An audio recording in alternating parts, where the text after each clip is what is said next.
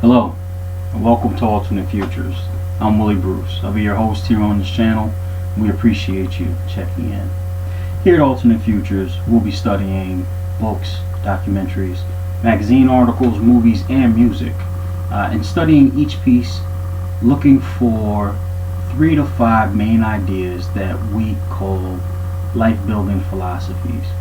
And we'll take those life-building philosophies, condense them into 5 to 7 minute videos, and present those videos to young black boys and black males in the hopes that they'll take that information and be curious to learn more about the topic, the author, or the field, and also have an arsenal to choose from as they build these philosophies to navigate through life. Again, my name is Willie Bruce, and we appreciate you checking in. The first book that we want to evaluate is Message to the Blackman by the Honorable Elijah Muhammad. Elijah Muhammad is the original founder and teacher of the Nation of Islam, based out of Chicago.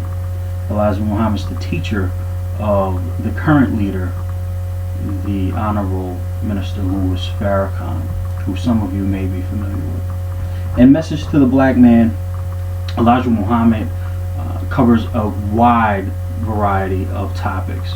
He focuses mainly on the black man and his situation here in America.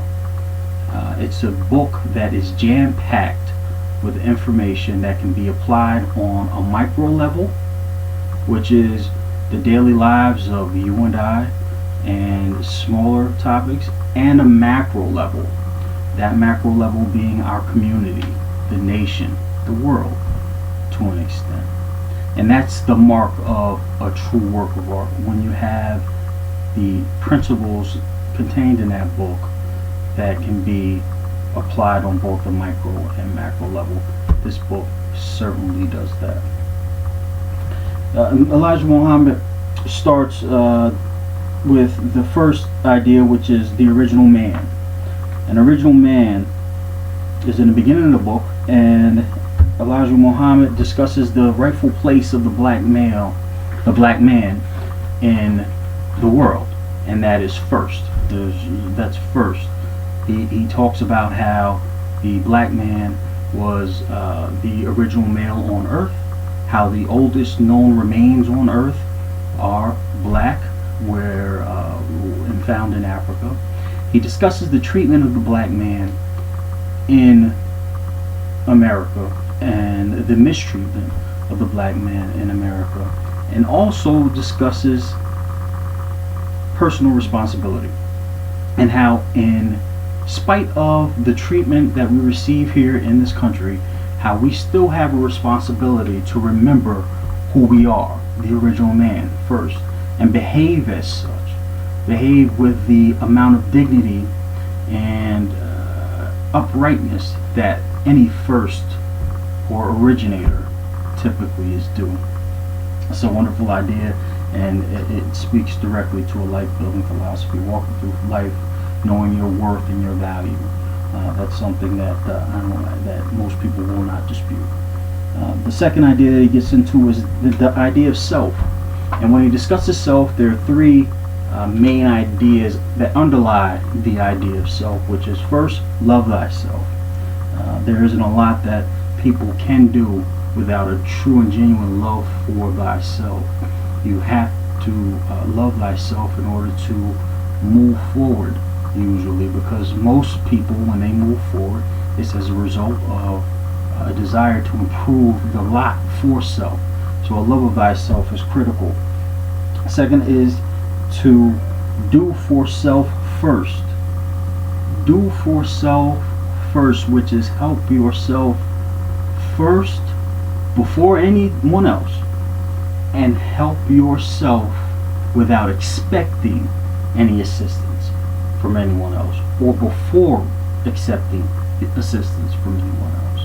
If you're walking in a jungle or a desert and you're with a friend, a very dear friend, but that friend falls in a hole, and the outside, the rim of the hole is unstable, and you're standing on the rim of the hole, you're very little help to that friend. if you stand on the rim of the hole, even trying to help, and wind up falling in. You would best serve your friend and yourself,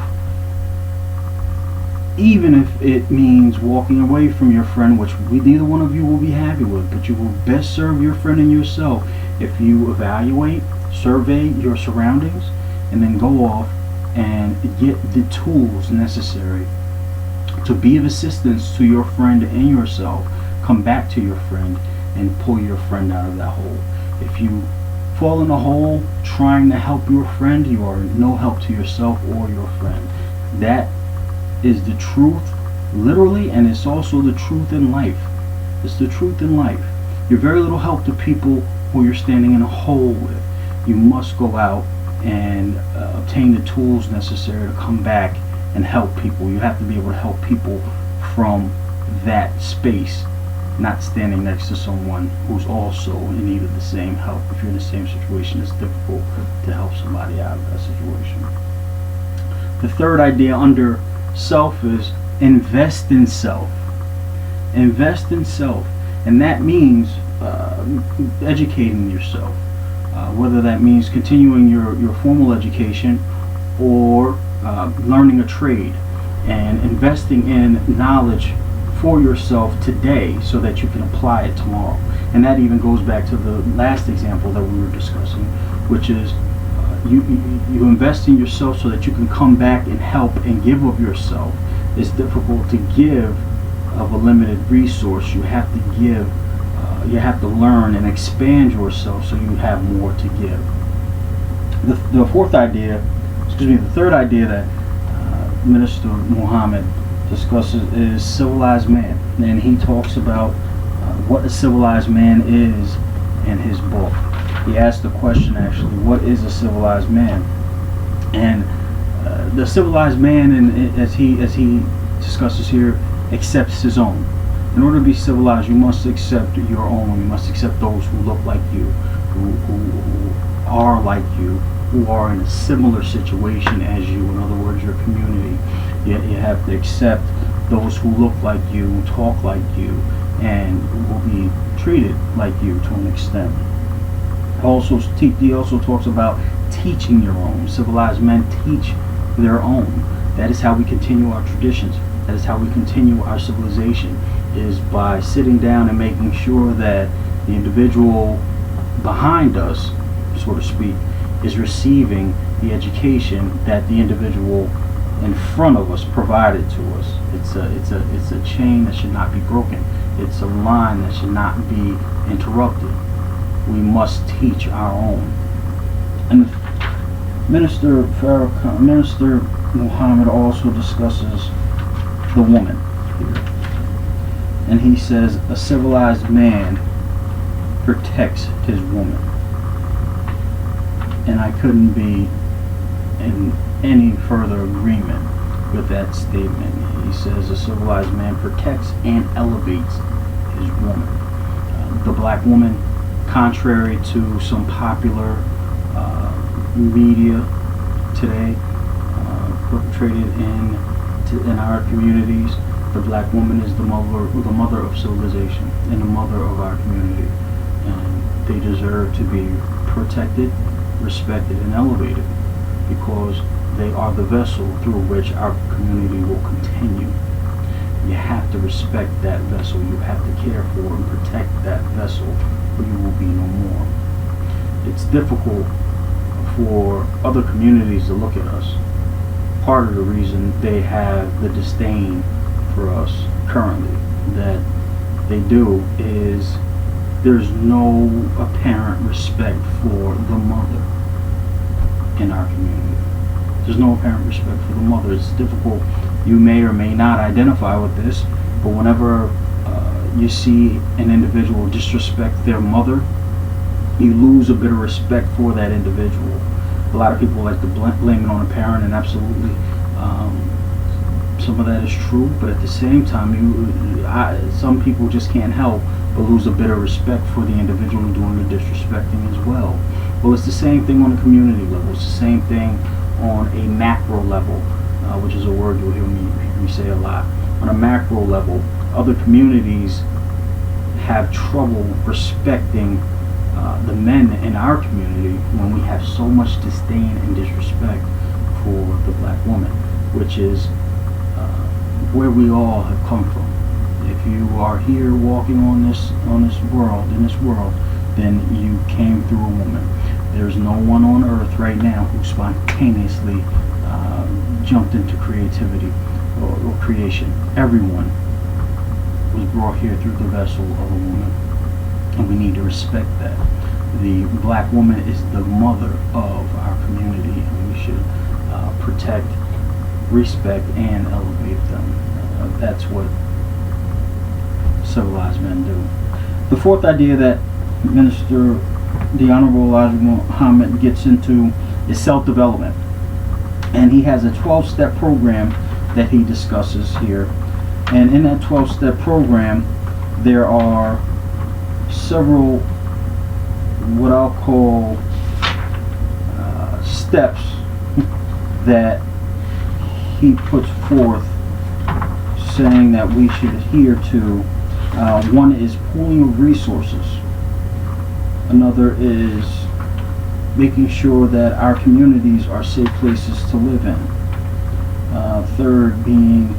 Another being, I should say, making sure that you do not identify with the slave master's mentality, making sure that you break from the slave mentality altogether, and that is relying on someone else to do for you what you should do for yourself. In addition to the slave master's mentality, he speaks about spending money outside of our community. He also talks about spending money on frivolous items, expensive clothes, cars, jewelry, etc. And he says those money should be taken and invested in us. Invest in yourself first, and then invest in your community as well.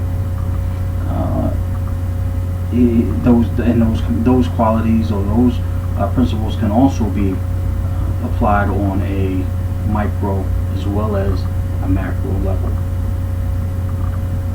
I thought that idea in itself is a life philosophy that we should all adhere to. The final idea that the Honorable Elijah Muhammad gets into is this economic program that he has. And he talks about the power of multiplication, basically, and how each black person should take and set aside a certain amount of money every day to send to a central location every week. And he talks about a quarter. This is back in the 1960s. And I would just say, to account for inflation, it should be $1. If $1 a day, we take $1 a day, and at the end of the week, let's not count Saturday and Sunday. At the end of the week, on Friday, $5. You send that $5 to a central location. There are 30 million black people in this country. If every week we can put together $150 million, every month there's $600 million sitting in a pot. And that $600 million on a monthly basis should serve two purposes. The first purpose is to gain interest and produce more money and income. The second is to build infrastructure for our communities, hospitals, schools, other places for education, as well as invest in business and ensure a level of employment for our population. That is a powerful macro idea, but it all starts from a micro level. So each individual taking their money and sending it to a central location, that micro effort produces a macro result, and that's a powerful, very, very powerful message. In the economic program, he talks about why that should be done, and he says that we deserve a place for our women and children to be happy, safe, and healthy. He says that we should fight, pool resources and fight for that place. A place that we have the right to create, develop, and maintain. He says you pull that money so that you can develop something for yourself, so that you can leave a legacy for your children. Powerful message, powerful message. A land of your own, as it were. Powerful message. Minister Elijah Muhammad, in his work here, says that the messages that he leaves, the message that he sends, is not for the cowardly. And you would have to agree, in today's environment and yesterday's atmosphere, and by yesterday I mean the generation before, it costs to stand up. It's not an easy task to stand up, but it must be done. He says his message is not for cowards, and that we all have to take a certain level of personal responsibility. I agree with it completely. I hope that you've enjoyed this post on Message to a Black Man by the Honorable Elijah Muhammad. This book is available for less than $10 through any major book outlet, and I'm sure that you can find it in your community for, if not that same price, then possibly less than that. Hope you've enjoyed this post, our first post from Alternate Futures. We appreciate you checking in, and happy building.